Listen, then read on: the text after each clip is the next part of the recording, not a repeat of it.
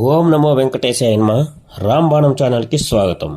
ఆన్లైన్లో ఏ రకమైన టోకెన్లు లేకుండా శ్రీవారిని ఎన్ని రకాలుగా దర్శనం చేసుకోవచ్చు, ఏ సమయాల్లో దర్శనం చేసుకోవచ్చు, నడకదారి మరియు సర్వదర్శనం టోకెన్ల వివరాలను ఈ వీడియోలో నేను వివరిస్తాను. దయచేసి ఈ వీడియో చివరి వరకు వినండి, లైక్ చేయండి. కొత్తగా విన్నవారైతే సబ్స్క్రైబ్ చేయండి. ఆన్లైన్లో 300 స్పెషల్ దర్శనం టోకెన్లు మరి ఈ మధ్య ఆన్లైన్లో విడుదల చేయడం అనేది జరిగింది. మరి దానికి సంబంధించి ఆ క్షణానికి బుక్ చేసుకునే వారు ఏం చేయాలి, మరి ఆ టోకెన్ లేని వారు మరి శ్రీవారిని ఏ విధంగా దర్శనం చేసుకోవాలి అనేది నేను ఇప్పుడు ఈ వీడియోలో వివరిస్తాను.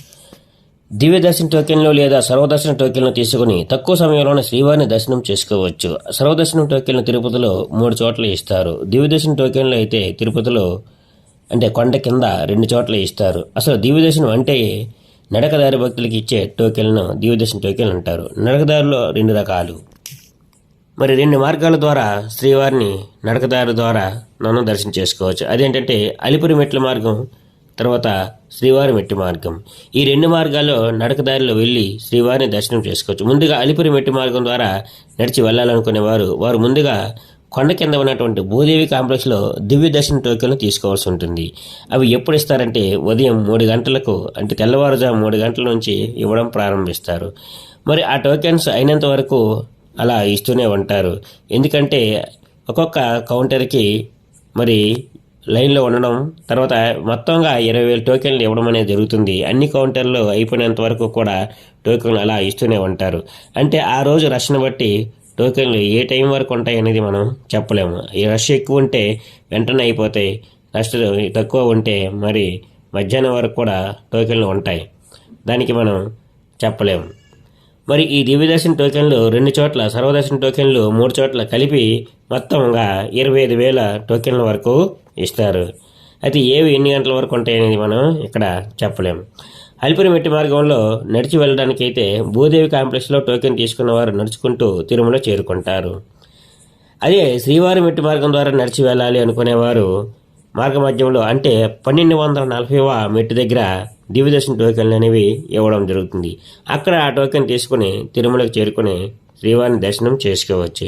ఈ రెండింటిలో నడకదారులకు మరి తేడా ఏంటి, మరి ఏ విధంగా అదే ఏ నడకదారిలో వెళ్తే బాగుంటుంది అనేది ఇప్పుడు నేను మీకు వివరిస్తాను. అలిపిరి మెట్టి మార్గం ద్వారా నడిచి వెళ్ళాలనుకుంటే ముందుగా దివ్యదర్శన టోకెన్ తీసుకుని లగేజీని అక్కడ ఉన్నటువంటి లగేజీ కౌంటర్లో మనం ఇచ్చేస్తాము. అవసరమైనటువంటి వస్తువులను తీసుకుంటాం. అంటే సెల్ ఫోన్, వాటర్ బాటిల్స్, మందులు లేదా ఏదైనా తినుబండారాలు ఇలాంటివి మన చేత పట్టుకుని మనం వెళ్ళవచ్చు. మరి సెల్ ఫోన్ అనేది నడిచి వెళ్ళినంత వరకు ఏం పర్వాలేదు. మళ్ళీ పైన సెల్ ఫోన్ కౌంటర్ ఒకటి ఉంటుంది. మళ్ళీ సెల్ ఫోన్ కూడా వేరే దగ్గర దాచుకోవచ్చు. అంటే కొంతమంది ఏం చేస్తారంటే అక్కడ కౌంటరు మళ్ళీ ఇక్కడ కౌంటరు ఎందుకని సెల్ ఫోన్ కూడా ముందే దాచేస్తారు. కానీ మరి అక్కడ కూడా మరి సెల్ ఫోన్ మనకి మార్గ మధ్యంలో అవసరం ఉంటుంది అనుకుంటే మాత్రం సెల్ ఫోన్ మనం వెంట తీసుకుని వెళ్ళవచ్చు. ఈ విధంగా ఈ వస్తువులను తీసుకుంటూ వెళ్తే మరి 3,550 మెట్లు ఉంటాయి. అంటే సుమారు 12 కిలోమీటర్ల దూరం మనం నడిచి వెళ్ళాల్సి ఉంటుంది. అక్కడక్కడ ప్లెయిన్గా కూడా ఉంటుంది. అందువలన మనం పెద్దగా మెట్లు ఎక్కినటువంటి ఫీలింగ్ కూడా అనిపించదు. స్లోగా ధీమాగా వెళ్ళి వారైతే 4 నుంచి 5 గంటల సమయం పడుతుంది. అదే తొందరగా నడిచినట్లయితే 3 నుంచి 4 గంటల్లో తిరుమల చేరుకోవచ్చు. చాలామంది భక్తులు ఎక్కువగా ఈ యొక్క అలిపిరి మెట్ల మార్గాన్ని ఎంచుకుంటారు. ఎందుకంటే ఇక్కడ ఫెసిలిటీస్ కూడా ఎక్కువ ఉంటాయి. అంటే మార్గ మధ్యంలో తినడానికి కానీ లేకపోతే తాగడానికి కానీ నీడ ఇవన్నీ కూడా షెడ్లు ఉండడం చేత ఎక్కువగా ఈ యొక్క మెట్ల మార్గాన్ని వెళ్ళడానికి ప్రయత్నం చేస్తారనమాట. ఈజీగా ఉంటుంది. ఇక రెండోది శ్రీవారి మెట్ల మార్గం.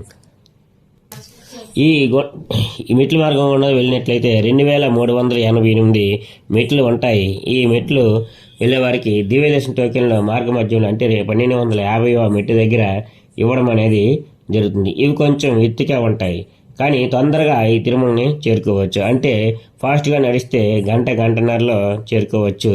అది కొంచెం నెమ్మదిగా నడిస్తే 2-3 గంటల్లో తిరుమల చేరుకోవచ్చు. దీని యొక్క దూరం ఎంతంటే 2.1 కిలోమీటర్లు ఉంటుంది. మరి ముఖ్యంగా చెప్పేది ఏంటంటే తిరుమల చేరిన తర్వాత టోకెన్ లేకుండా దర్శనం ఉంటుందా ఉండదా అనేది చాలామందికి డౌట్ ఉంటుంది. తిరుమల కొండపైకి చేరిన తర్వాత ఏ టోకెన్లు లేకుండా దర్శనం అనేది ఉంటుంది. కానీ అది ఏం దర్శనం అంటే ఉచిత దర్శనం. అది చాలా సమయం పట్టే ఆస్కారం ఎక్కువ ఉంటుంది.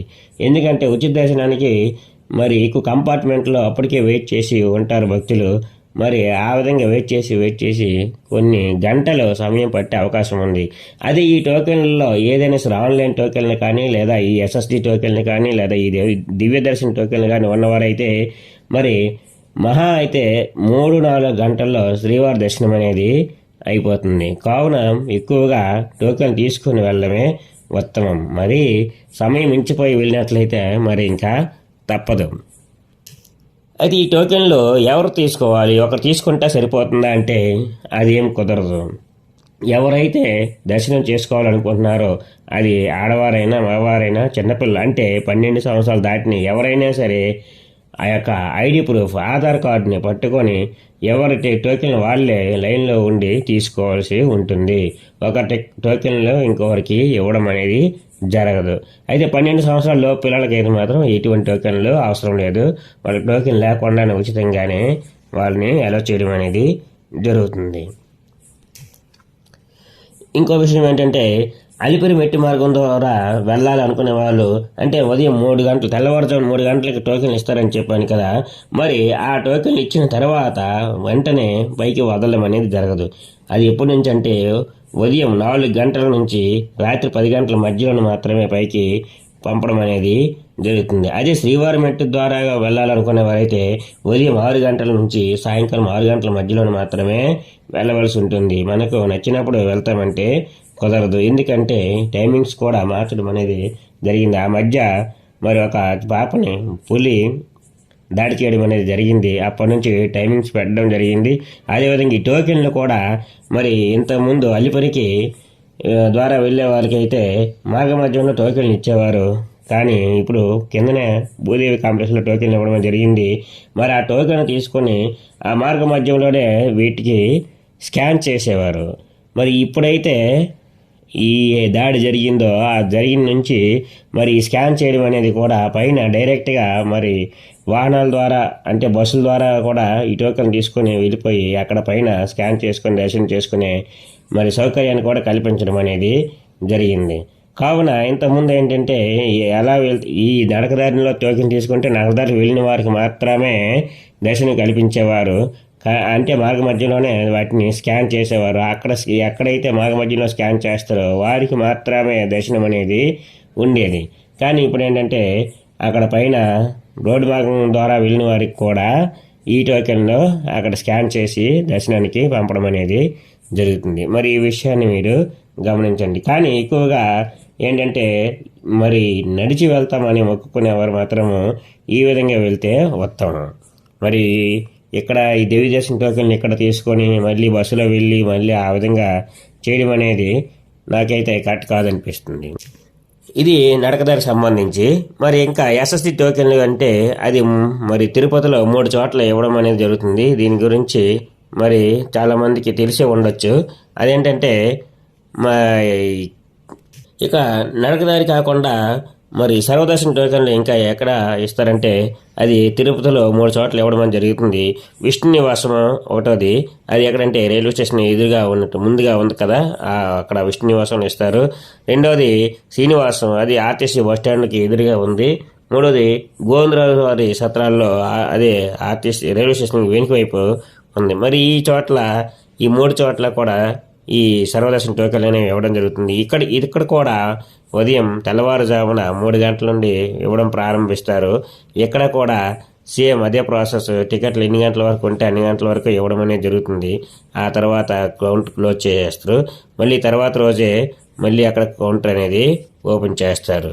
మరి దాన్ని బట్టి మనం ముందుగా ప్లాన్ చేసుకొని అయితే దివ్య దర్శనం కానీ లేదా సర్వదర్శనం కానీ ఈ విధంగా మనం టోకెన్లు తీసుకుంటే దర్శనం అనేది చాలా ఈజీగా అవుతుంది.